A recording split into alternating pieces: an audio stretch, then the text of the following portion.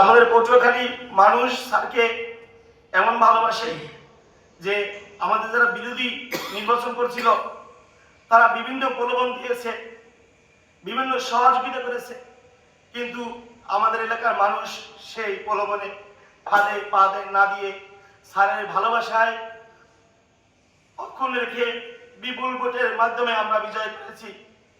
আমরা মাননীয় প্রধানমন্ত্রীর কাছে বলতে চাই, আমরা কোনো সেন্টারেই আমরা হারি নাই, আমরা বিপুল ভোটের মাধ্যমে আমরা বিজয় হয়েছি। আমাদের স্যারকে পটুয়াখালী নয়, সারা বাংলাদেশে মানুষ যাকে ভালোবাসে। আপনি একটা গোয়েন্দা রিপোর্ট করে দেখেন, স্যারকে সারা বাংলাদেশের মানুষ, স্যার যেমন বিনয়ী, সৎ, ভালো, সারা বাংলাদেশের মানুষ ভালোবাসে।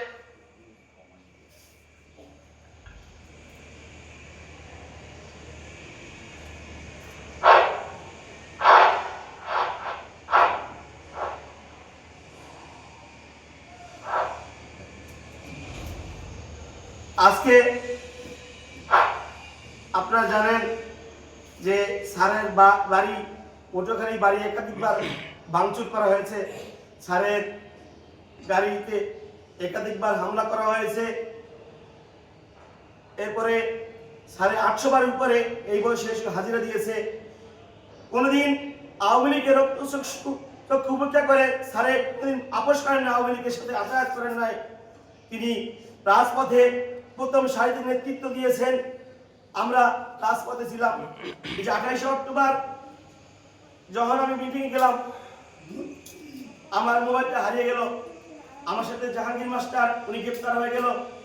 আমার ওয়াইফ সারা রাত কান্নাকাটি, আমার মোবাইলই পাচ্ছে না, আমার বন্ধুকে ফোন দিচ্ছে।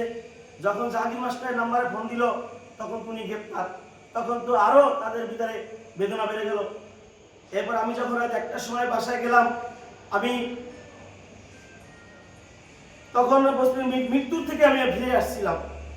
কারণ আমরা যে রমনাথ বিদায় দিয়ে যখন সব লাইট বন্ধ ছিল, পুলিশের গুলি, অনেক স্যারের নেতৃত্বে আন্দোলন সংগ্রাম করেছি, কিন্তু মাননীয় প্রধানমন্ত্রী আপনি আমাদের স্যারকে মূল্যায়ন করলেন। আমরা আজকে সবাই ব্যথিত, কারণ আমাদের স্যারকে আপনি যোগ্য স্থানে এখনো সময় দেন না হয়। আমরা পটুয়াখালীবাসী আমরা চেয়েছি আমাদের এই অনুন্নত অবহেলিত মির্জাগঞ্জ দুমকি পটুয়াখালী মানুষ উন্নয়ন করার জন্য স্যারকে মন্ত্রী চেয়েছিল।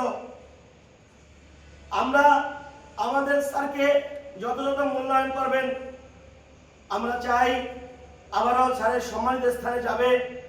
আমরা বিপুল ভোটের মাধ্যমে আমরা সংসদে পাঠিয়েছিলাম। আমরা আশা ছিলাম যে আমাদের বঞ্চিত করবেন না। আমরা পটুয়াখালীবাসী আপনার কাছে আমাদের প্রাণের দাবি, আমাদের শ্রেষ্ঠ সন্তান স্যারকে আপনারা মন্ত্রী দিয়ে আমাদের সবাইকে দুদিনে, যারা আমরা কর্মী ছিলাম, আপনাদের বলছেন 17 বছর যারা দুদিনে রাজপথে সংগ্রাম করেছে, তাদেরকে আপনি মূল্যায়ন করবেন। তো আমাদের স্যারকে যদি আপনি মন্ত্রী দেন, আমাদের আর কোনো চাওয়া পাওয়ার দরকার নেই, আর কোনো আমাদের আশা নেই। তো আপনার কাছে জোর দাবি, আমাদের পটুয়াখালীবাসী প্রাণের দাবি, স্যারকে মন্ত্রী দিয়ে আমাদের সবাই মনে আশা আপনি পূরণ করুন, এবং আমরা যেন অনুন্নত মির্জাগঞ্জ পটুয়াখালী দুমকি উন্নয়নে স্যারের মাধ্যমে কাজ করতে পারি। তো আমি আর কিছু বলবো না, সবাই স্যারের জন্য নামাজ পড়ে দোয়া করবেন। স্যারের কথা কি বলবো, স্যার সবসময় আমাদের দুঃসময় পাশে ছিল।